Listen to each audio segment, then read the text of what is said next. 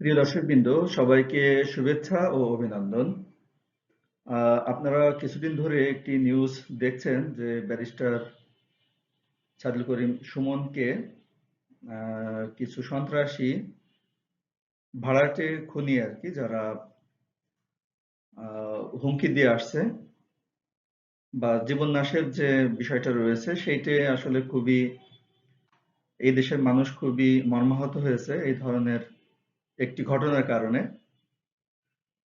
তো সেই ক্ষেত্রে তার মানে যদি আপনি ভালো কাজ করতে যান তাহলে আপনার যে সমস্যা হবে সেটা কিন্তু স্বাভাবিক একটা বিষয়। তো যখনই আপনি জীবনে ভালো কোনো কাজ করার চেষ্টা করবেন, মানুষের কল্যাণে কাজ করবেন, ঠিক তখনই কিছু মানুষরূপী কুকুর আপনাকে টেনে ধরার চেষ্টা করবে।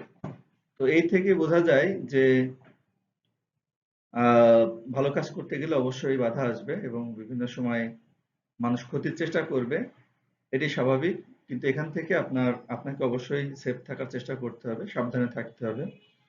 কারণ সব মানুষ যে ভালো হবে বা সবাই যে আপনার ভালো কাজের উৎসাহ দেবে তা কিন্তু নয়।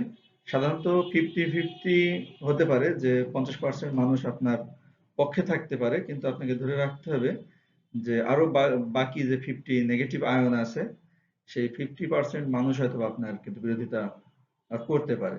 আর পৃথিবীর সবকিছুই প্রায় 50-50 থাকে, অর্থাৎ নেগেটিভ এবং পজিটিভ।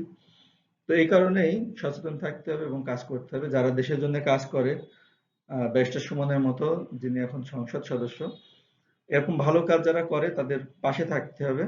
শুধু মুখে নয়, কাজের মধ্য দিয়ে তাদের পাশে থাকতে হবে এবং শুধু বক্তব্যের মধ্যে সীমাবদ্ধ না থেকে আমাদেরকে কিছু কাজ করে দেখাতে হবে।